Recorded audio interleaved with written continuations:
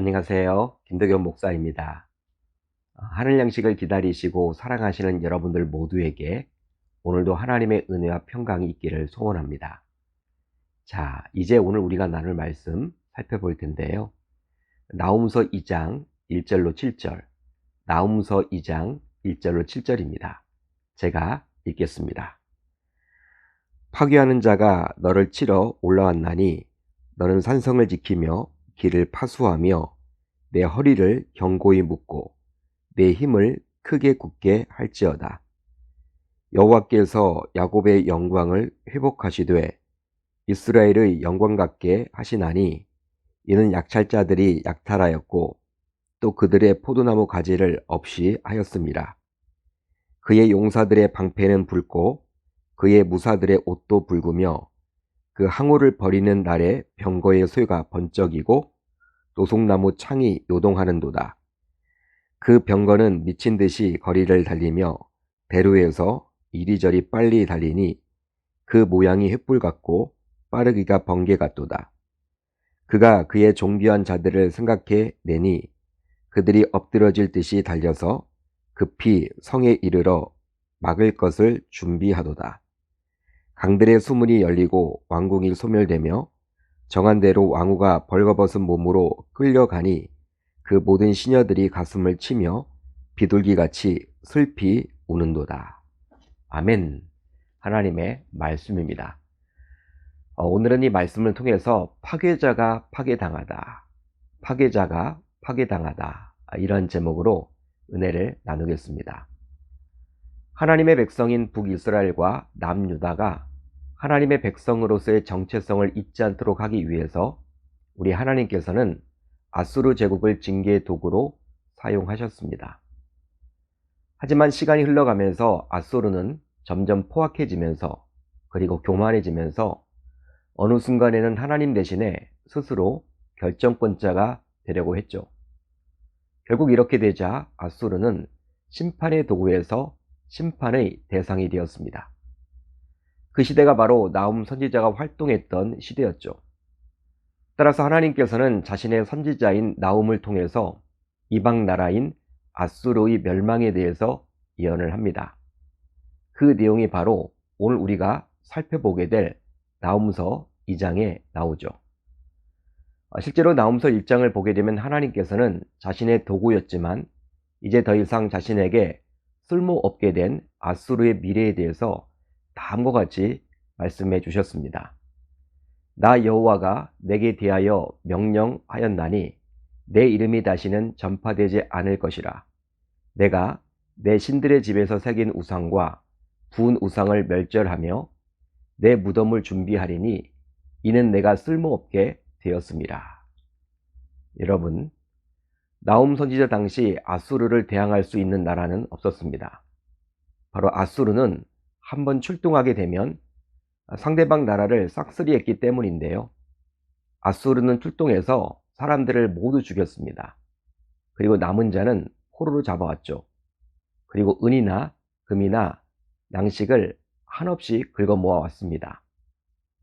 그래서 아수르는 농사를 지을 필요가 없었죠. 즉, 굳이 일할 필요가 없었습니다. 왜냐하면 주변 나라를 공격하기만 하면 얼마든지 많은 금이나 은이나 양식들을 가득히 전리품으로 가져올 수 있었기 때문이죠. 그런데 아수르가 보지 못하는 것이 있었는데요. 바로 하나님의 파괴자가 대기하고 있었다라는 사실이죠. 실제로 하나님의 파괴자가 한번 출동을 하게 되면 아무리 강한 아수르 제국이라 하더라도 아수르는 망할 수밖에 없는 것입니다. 그렇습니다. 아수르가 아무리 강할지라도 질투하시고 보복하시며 권능이 크신 하나님께서 그의 대적이 되셨기에 이제 아수르는 멸망의 운명을 피할 수가 없게 되는 것이죠. 자, 오늘 본문 1절을 볼까요? 이렇게 기록되어 있습니다. 파괴하는 자가 너를 치러 올라왔나니 너는 산성을 지키며 길을 파수하며 내 허리를 견고히 묶고 내 힘을 크게 굳게 할지어다. 아수르는 지금까지 먼저 공격해서 주변 나라들을 차근차근 점령해 왔었는데요. 실제 공격을 한다라는 것은 그만큼 군사력에서는 자신이 있음을 알 수 있는 것이죠. 즉 자신이 없고 힘이 없는데 공격을 할 수는 없기 때문입니다. 그런데 이 자신만만한 아수르를 공격하는 파괴하는 자가 어느 날 나타났습니다. 이 파괴하는 자는 아수르를 치러 올라오게 되었는데요. 실제 역사적으로 보게 되면 니느웨는 주전 612년 바벨론과 메대의 연합군에 의해서 점령을 당하게 됩니다. 따라서 이 하나님의 파괴하는 자는 곧 바벨론과 메대의 연합군이라고 볼 수도 있겠죠. 한마디로 하나님은 횃불같이 맹렬하게 번개같이 빠르게 말을 타고 질주하는 바벨론과 메대 연합군을 보내 아수르를 심판하게 하실 것입니다. 그래서일까요? 나훔 선지자는 이제 아수르 왕에게 이런 공격에 대해서 준비하라고 다음과 같이 권면까지 하죠. 너는 산성을 지키며 길을 파수하며 내 허리를 견고히 묶고 내 힘을 크게 굳게 할지어다. 여러분, 물론 이런 권면은 조롱의 의미가 담겨져 있다고 볼 수도 있습니다.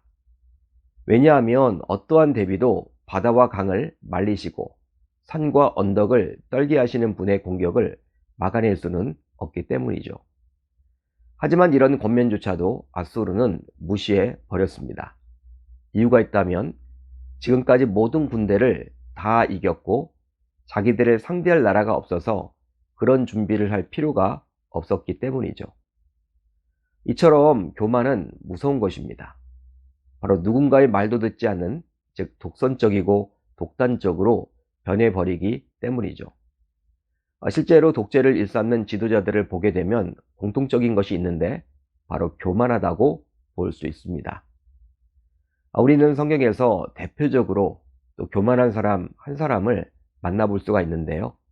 바로 사울왕이죠. 사울왕은 처음에는 겸손했기에 하나님으로부터 이스라엘의 초대왕으로 세움을 받았습니다. 하지만 왕이 된 이후 이제 변했죠. 어느 순간부터 사무엘 선지자의 말조차 듣지 않은 아주 교만한 사람으로 변해버리고 말았습니다. 그 결과 하나님은 사울을 버리고 말았죠. 따라서 잠언 기자의 말씀처럼 교만은 패망의 선봉이요 거만한 마음은 넘어짐의 앞잡이니라.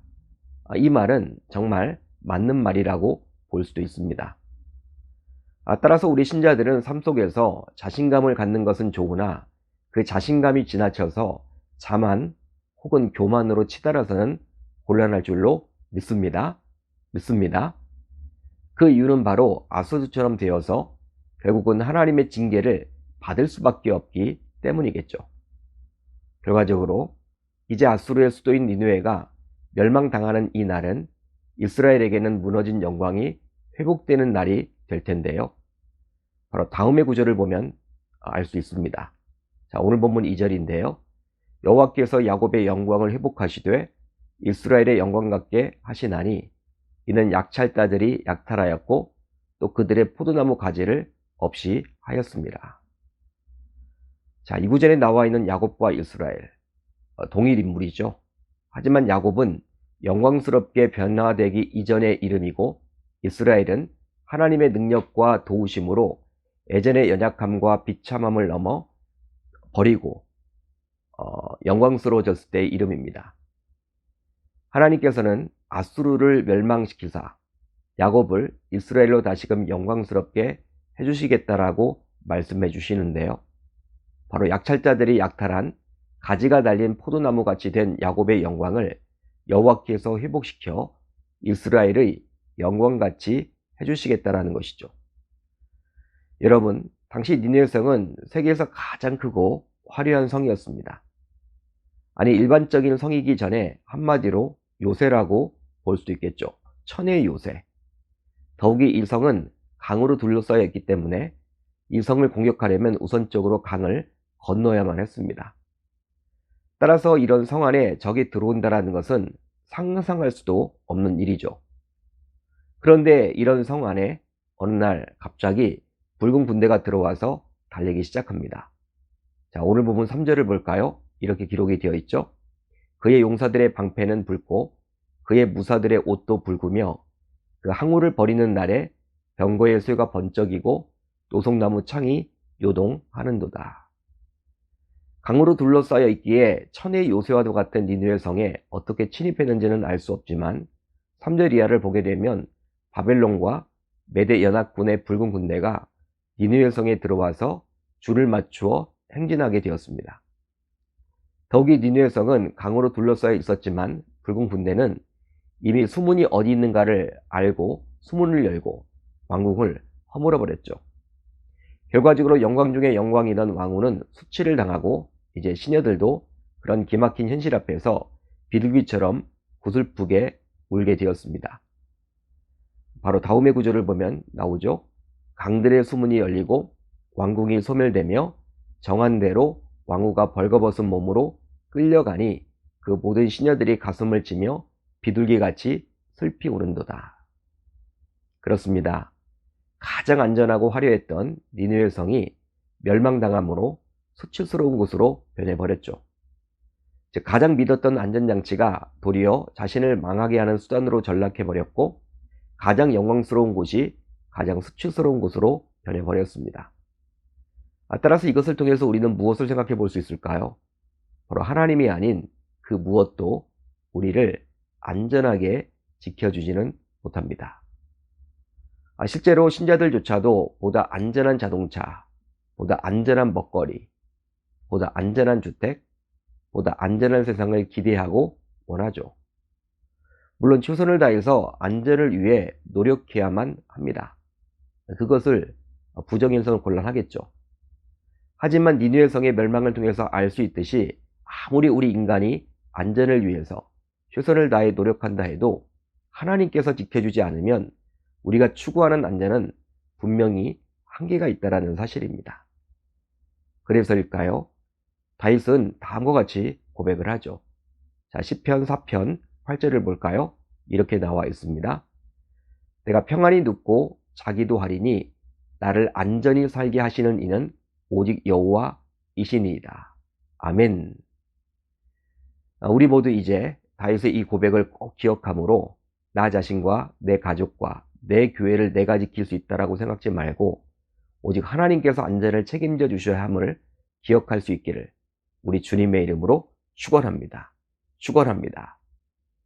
자, 오늘 우리 공동체가 함께 나눌 기도 제목인데요. 두 가지입니다. 첫 번째로는 파괴자였던 아수르도 어느 순간 파괴당하였음을 기억하며 평생 교만하지 않겠다며 다짐하고 결단하게 하소서. 다음으로 5월 기도의 11조에도 하나님께서 함께하사 놀라운 말씀의 은혜가 임하게 하소서. 오늘 하루도 말씀을 붙잡고 기도하는 가운데 우리 주님의 세밀한 음성을 듣는 저와 여러분들이 모두 되셨으면 좋겠습니다.